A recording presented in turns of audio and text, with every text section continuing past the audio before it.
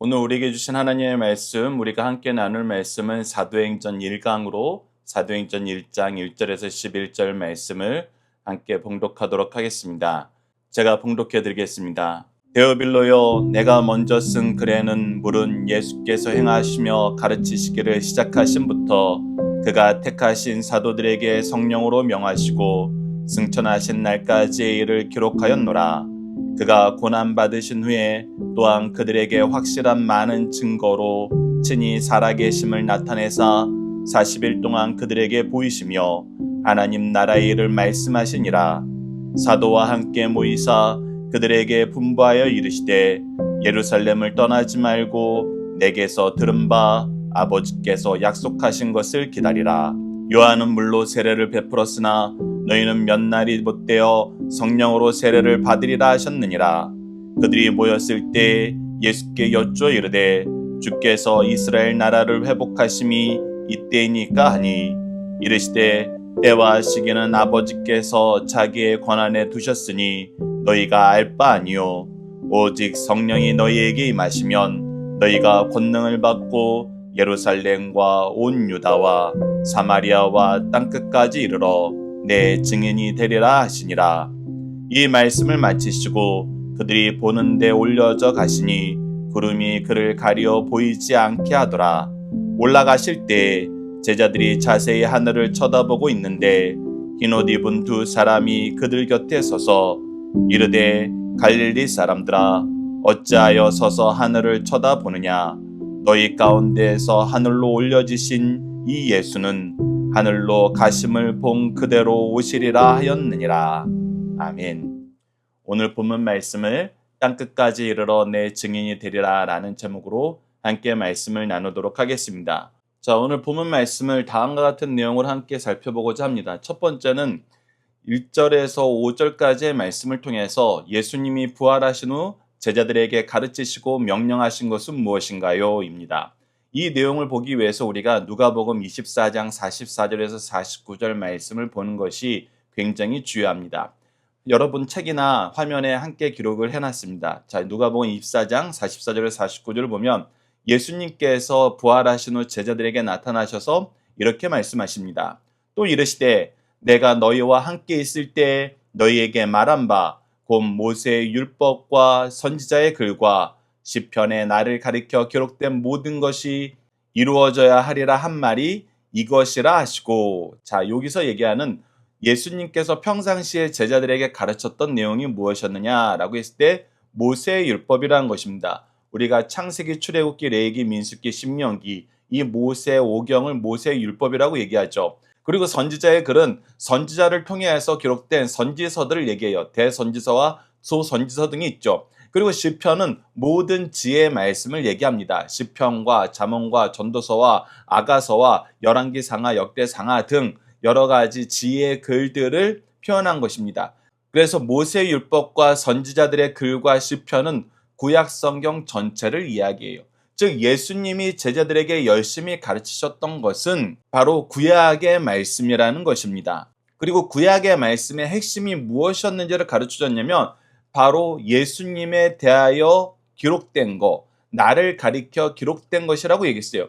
여기서 얘기하는 나는 구약 성경에서는 무엇으로 표현됩니까? 바로 메시아로 표현되죠.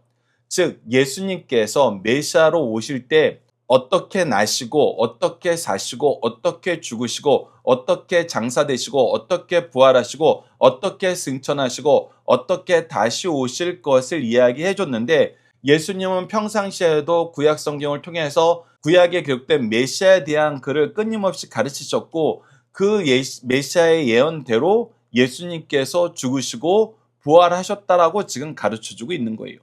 그래서 그들이 지금 두렵고 떨면서 유령인가 하여 예수님에 대해서 받아들이지 못하고 있을 때 성경 말씀을 통해서 가르쳤다는 것입니다. 계속해서 보면 이에 그들의 마음을 열어 성경을 깨닫게 하시고 또 이르시되 이같이 그리스도가 고난을 받고 제3일에 죽은 자 가운데서 살아날 것과 또 그의 이름으로 죄 사함을 받게 하는 회개가 예루살렘에서 시작하여 모든 족속에게 전파될 것이 기록되었으니, 자, 여기까지 기록된 모든 내용은 바로 구약에 있는 거예요. 즉 예수님께서 부활하신 이후에 제자들을 찾아와서 예수님을 통해서 성취된 구원의 역사가 땅끝까지 이르러 증인될 것까지 성경에 기록되어 있고, 너희들은 그것을 지금 확인하고 있고, 앞으로 너희들이 해야 되는 것은 무엇이다? 너희는 이 모든 일의 증인이 되어서 땅끝까지 이르러 복음을 전해라. 그것이 바로 예수님께서 부활 이후에 제자들을 찾아와서 제자들에게 명령하신 것이다. 그리고 예수님께서 한 가지 약속을 더 이루어 주실 것을 미리 말씀하여 주십니다. 그것은 우리가 요한복음 16장, 17장에 계속 나타났던 성령을 통해서 제자들이 능력을 받고 증인의 삶을 살 수 있도록 하신다는 그 얘기인데, 그것이 49절에 이렇게 기록되어 있습니다. 볼지어다 내가 내 아버지께서 약속하신 것을 너희에게 보내리니 너희는 위로부터 능력으로 입혀질 때까지 이 성에 머물라. 너희들이 혼자서 이것은 못한다. 그러나 성령이 너희와 함께 하시면 너희들이 능히 이 일을 하게 된다. 우리가 잠시 후에 사도신경 내용과 구속사에 대한 구호를 여러분들과 함께 나눌 것인데, 이것이 무엇이다? 바로 성령을 힘입어서 우리가 구원을 적용받는 삶을 사는 모습이다. 그 내용을 누가복음에서 이야기했고, 두 번째 책인 사도행전을 통해서 계속 증언해 나갈 것을 이야기하는 것으로 사도행전의 서론을 시작하는 것입니다. 자, 2절부터 5절 말씀 보시죠. 그가 택하신 사도들에게 성령으로 명하시고 승천하신 날까지를 기록하였노라. 바로 예수님께서 행하신 일을, 우리가 조금 전에 살펴봤던 24장의 일을 쭉 행하시고 명령하셨습니다. 그가 고난받으신 후에 또한 그들에게 확실한 많은 증거로 친히 살아계심을 나타내사 40일 동안 그들에게 보이시며 하늘나라의 일을 말씀하시고, 자, 여기서 얘기하는 하늘나라의 일은 무엇일까요? 바로 예수 그리스도를 통해서 성취된 구원이 이제 모든 사람들에게 적용되어 가는 하나님 나라의 확장, 예수 그리스도를 믿는 믿음의 나라의 확장을 얘기하는 것입니다. 바로 지금 우리가 함께 모여서 예배하고 있는 하나님의 통치를 인정하고 예수 그리스도를 머리로 삼는 바로 이 교회의 일을 얘기하는 거예요. 그것이 바로 하나님 나라의 역사라는 것입니다. 우리는 지금 하나님 나라의 백성으로서 이 땅을 살고 있는 것이 바로 교회에 소속된 성도들의 본질이라는 것, 본분이라는 것을 우리에게 다시 한번 가르쳐 줍니다. 계속해서 4절과 5절 보시죠. 사도와 함께 모이사 그들에게 분부하여 이르시되 예루살렘을 떠나지 말고 내게서 들은 바 아버지께서 약속하신 것을 기다리라. 너희들이 이 일을 할 수 있도록 성령을 보내주시는데 너희들은 이 약속을 믿고 의지하면서 예루살렘에 모여 있으라. 5절 요한은 물로 세례를 베풀었으나 너희는 몇 날이 못되어 성령으로 세례를 받으리라. 성령으로 세례를 받고 성령의 세례의 은혜를 이제 나누고 증거하는 사람들이 되는 것을 우리가 앞으로 함께 묵상하게 됩니다. 자, 여기서 앞서 얘기했던 대로 사도신경 내용을 한번 살펴보도록 하겠습니다.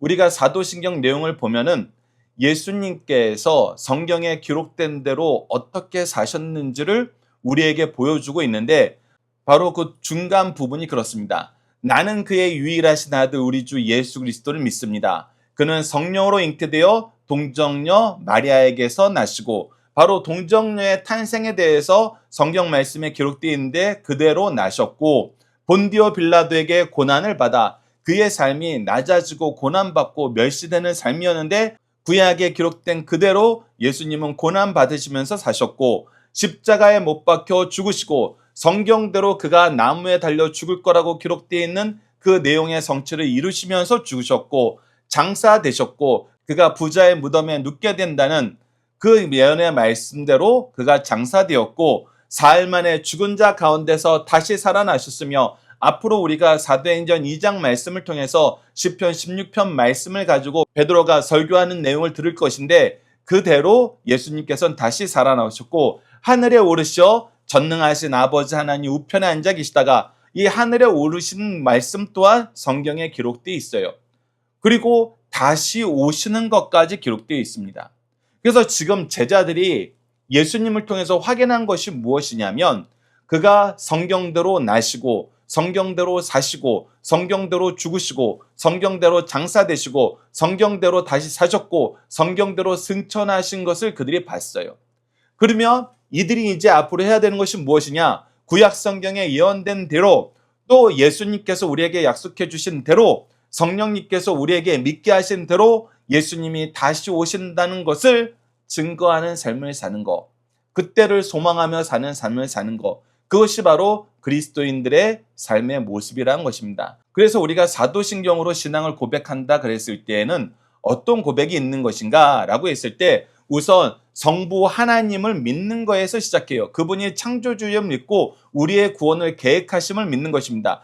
그리고 예수께서 성부의 구원의 계획대로 이 구원을 성취하신 것을 믿는 거예요. 그리고 우리가 나는 성령을 믿으며 라고 얘기하면서 교회와 우리의 신앙의 삶의 모습과 우리의 앞으로의 삶의 방향을 얘기해 주는 것은 성령께서 이 구원을 적용시켜주는 이 구원의 은혜 속에서 사는 거란 것입니다. 그래서 우리가 어려서부터 자녀들에게 이 내용을 가르쳐야 되는데 구속사는 무엇인가 라고 얘기했을 때 바로 성부께서 우리의 구원을 계획하시고 성자께서 이 구원을 성취하시고 성령께서 이 구원을 우리에게 적용시켜 주신다는 거예요. 그래서 삼위일체 하나님의 구속의 역사, 구속의 은혜 안에서 우리가 하나님의 자녀 되었다. 죄에서 자유함을 얻게 되었다. 이것을 우리가 꼭 가르쳐야 됩니다. 자, 두 번째 단락은 6절에서 8절 말씀으로 제자들은 무엇을 궁금해했고 예수님의 답변은 무엇이었나요? 자, 우선 우리가 신앙생활을 할 때 예수님이 행하신 놀라운 일을 보고 예수님께서 명령하신 그 중요한 명령을 들었음에도 불구하고 우리의 생각과 관심이 미묘하게 어긋나서 엉뚱한 곳에 신경을 쓰다가 우리에게 주어진 사명을 잘 못할 때가 있어요.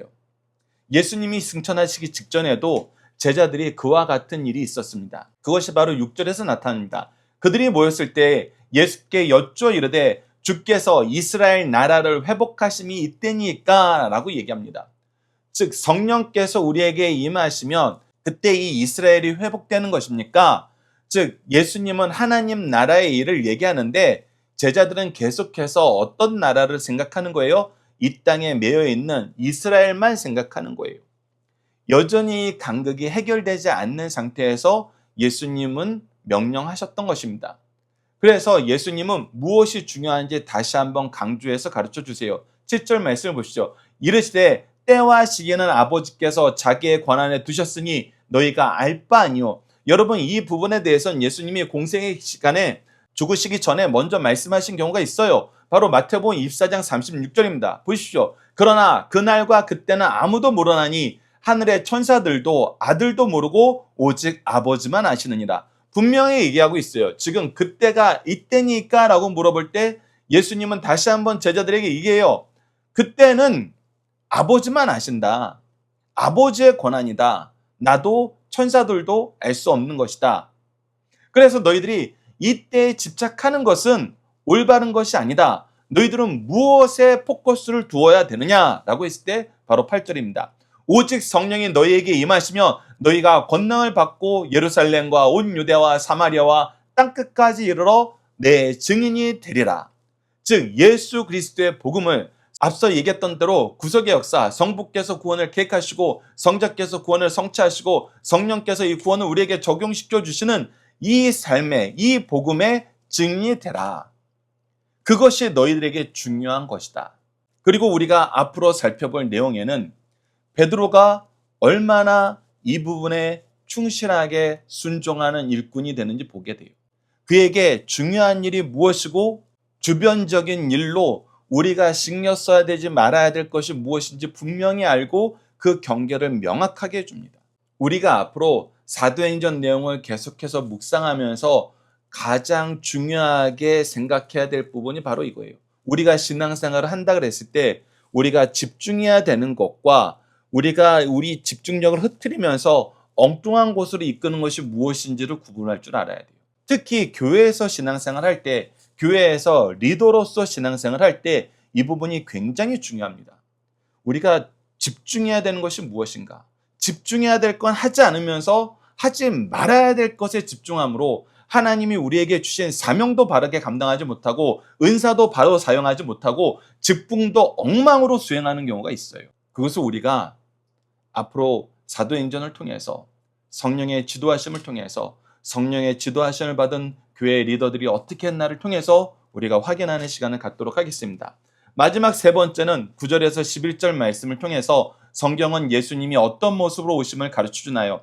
이 내용은 우리가 앞서 묵상했던 마태복음 24장 36절 말씀과 함께 우리가 예수님의 재림에 대한 중요한 두 가지 기준을 제시해주고 이것을 통해서 예수님의 재림에 대한 잘못된 사상을 주장하는 거짓 선지자들, 이단들을 구별할 수 있는 굉장히 중요한 기준이에요. 여러분 주목하여 보십시오. 자, 9절 말씀 보십시오. 이 말씀을 마치시고 그들이 보는 데에 올려져 가시니 구름이 그를 가리워 보이지 않게 하더라. 올라가실 때 제자들이 자세히 하늘을 쳐다보고 있는데 흰옷 입은 두 사람이 그들 곁에 서서 뭐라고 얘기해요? 11절 보시죠. 이르되 갈릴리 사람들아 어찌하여 서서 하늘을 쳐다보느냐? 너희 가운데로 하늘로 올려지신 이 예수는 하늘로 가심을 본 그대로 오시니라 하였더라. 즉 예수님의 제자들이 구름 사이로 올라가신 예수님의 그 모습을 앞으로 재림하실 때 다시 한번 보게 된다는 거예요. 우리도 다 보게 된다는 거예요. 이 말씀은 다니엘서에 기록되어 있습니다. 다니엘서 7장 13절을 보면 내가 또 밤 환상 중에서 인자 같은 이가 하늘 구름을 타고 와서 옛적부터 항상 계신 이에게 나아가 그 앞에 인도되며 라고 얘기하면서 예수님께서 재림하실 때에는 하나님 우편에 앉으신 왕의 권능으로서 나와서 하나님의 뜻대로 이 세상을 심판하시기 위해서 이 땅에 오시는 것이라는 것을 우리에게 가르쳐주고 있어요. 예수님도 공생의 기간에 예수님이 어떻게 오실 것을 얘기해 줬는데 마태복음 16장 27절을 보면 인자가 아버지의 영광으로 그 천사들과 함께 오리니 그때 각 사람이 행한 대로 갚으리라 라고 얘기하셨고 계시록 1장 7절에서도 이렇게 오실 예수님을 보면서 우리에게 가르쳐주고 있어요. 볼저다 그가 구름 타고 오시리라. 각 사람의 눈이 그를 보겠고 그를 찌른 자도 볼 것이요 땅에 있는 모든 족속이 그로 말미암아 애곡하리니 그러하리라. 아멘. 자, 여기서 앞서 얘기했던 대로 우리가 이단을 구분하는 예수님의 재림의 신앙의 가장 중요한 두 기준을 말씀드리다. 첫 번째는 계시록 1장 7절에서 얘기했던 것처럼 그가 구름 타고 오실 때 각 사람이 눈으로 그를 보겠고 어떤 사람도 보여? 그를 찌른 자도 봐요. 예수님이 십자가상에서 예수님의 사망을 확인하기 위해서 그를 찌른 자도 예수님을 본다는 거예요. 즉 무엇이 이루어진다는 거예요? 죽은 자의 부활이 이루어져서 산자와 죽은 자 모두가 예수님을 보는 그 모습으로 오신다는 거예요. 올라가셨던 그 모습대로 우리가 본다는 거예요. 그렇기 때문에 예수님이 오셨는데 나는 봤는데 너는 못 봤어. 너가 잘 때 왔기 너는 볼 수 없었지만 나는 봤어. 지가 둥글기 때문에 우리는 봤지만 반대편의 애들은 못 봤어. 이렇게 얘기하는 것은 잘못됐다는 것입니다. 그러면 그렇게 얘기할 수 있어요. 현대 과학을 공부한 사람들은 지구 반대편에 있는데 어떻게 봐요? 여러분들 하나님은 시공간을 창조하신 분이에요. 차원을 창조하신 분입니다. 하나님이 보이고자 하시면 보이게 하세요. 그것은 하나님의 권능에 소속된 거예요. 하나님의 권능에 소속된 것을 우리의 상식으로 우리가 가진 지혜의 한계로 이루어질 수 없는 일이라고 얘기하면서 우리가 이단들의 잘못된 주장을 따라가기보다는 우리는 말씀 있는 그대로 믿는 것이 중요하다는 것입니다. 이와 마찬가지로 앞서 얘기했던 대로 마태복음 24장 36절에 분명히 예수님께서 얘기하셨어요. 예수님이 오시는 그날은 예수님도 모른다고요. 천사들도 모른다고요. 오직 성부께만 이 결정권이 이때를 알리는 것이 속해 있다는 거예요. 그분의 권위에 있다는 거예요. 그런데 우리가 언제 몇 월 며칠 몇 년 몇 월 며칠 몇 시 이것을 얘기하는 것은 여러분들 예수님의 말씀을 믿지 않는 거예요. 예수님이 선언하신 이 중요한 진리를 보지 않는 것입니다. 그렇기 때문에 그들이 이단이란 거예요.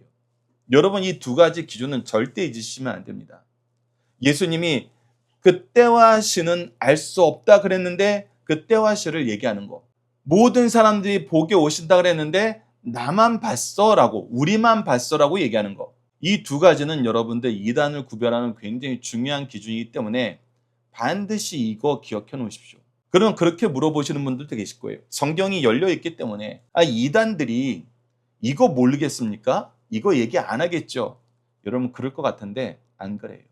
그들은 자기가 하나님보다 높다라고 생각하는 그 잘못된 사상에 빠져서 성경 말씀보다 자기 이야기가 더 권위 있다라는 얘기를 하고 싶어서 안달난 사람들이에요.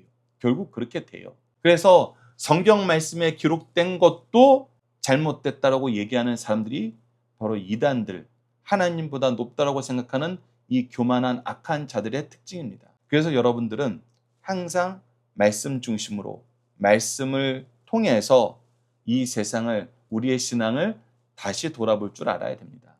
자, 중심 사상으로 우리 오늘 함께 나눈 것 정리하고 말씀을 마무리하도록 하겠습니다. 첫 번째는 예수님 부활 후 교회 탄생 전까지 예수님이 가르치신 것에 대해서 얘기합니다. 성령 강림으로 교회가 탄생하기 바로 직전 예수님은 부활하셔 40일간 지상에 계시면서 제자들을 가르치시고 성령으로 제자들에게 부탁하신 것은 예수님이 성령대로 죽으시고 부활하심으로 구원의 언약을 이루셨다는 것입니다. 그리고 복음의 말씀을 모든 족속에게 전하라 명령하셨다는 거예요. 이를 위해 성령을 받게 됨을 약속해 주셨습니다. 두 번째는 주님의 부활을 확인하고 주님의 말씀을 믿고 따르는 성도의 사명에 대해서 가르쳐줍니다. 주님께서 주신 지상 명령은 십자가의 대속과 부활의 증인이 되라는 것입니다. 예수의 증인이 증거할 내용은 바로 대속의 은혜로 받은 구원의 소식, 즉 복음이요. 복음을 증거하는 자는 확신을 가지고 순교자적인 자세로 이를 전해야 합니다. 또한 복음을 전할 대상은 온 세상 만민이며 복음을 전할 곳은 자신이 서 있는 지역에서부터 시작하여 땅끝까지라는 것입니다. 이를 위해 누가처럼 말씀과 기도로 제자를 양육해야 됩니다. 세 번째는 예수님의 승천과 재림 양식입니다. 예수님은 창조주로서 인간의 구원의 목적을 가지고 이 땅에 오셨으며 그 목적을 이루시고 승천하셨습니다. 승천의 일시와 장소는 분명하게 언급되었으며 많은 사람이 보는 데서 하늘로 올려 가셨습니다. 주님은 재림 때 승천하신 모습같이 영광 중에 오시지만 그 일시와 장소는 비밀입니다. 그러므로 주님은 제자와 우리 성도들에게 말씀을 믿고 다만 맡겨진 사명을 감당하는 데 힘쓰라고 권고하고 계십니다. 자녀들과 함께하는 기도 훈련 내용으로 함께 기도하도록 하겠습니다. 구원을 이루시고 복음의 은혜를 베풀어 주시길 기뻐하시는 하나님, 우리를 위해 영적인 부모를 준비해 주시고 영적인 자녀를 만날 수 있는 가정과 교회를 허락하여 주심을 감사합니다. 우리가 복음의 사명과 열매를 사모하기보다는 하나님이 금하신 지식과 권한을 가지고자 헛되이 힘쓰며 거짓의 유혹됨을 용서해 주소서. 구속의 은혜를 잊지 않게 하시고 은혜의 감동을 더하셔서 주어진 사명에 충성하게 하시고 언제나 말씀과 기도로 배우고 가르치는 삶을 살도록 도와주소서. 예수님 이름으로 기도드립니다. 아멘. 오늘 우리가 합심기도할 내용은 우리 가정과 교회가 말씀을 배우고 가르치는 신앙의 공동체, 함께 기도하는 능력의 공동체, 새 생명을 많이 양육하는 복음의 공동체가 되도록 함께 기도해 주시길 부탁드립니다. 감사합니다.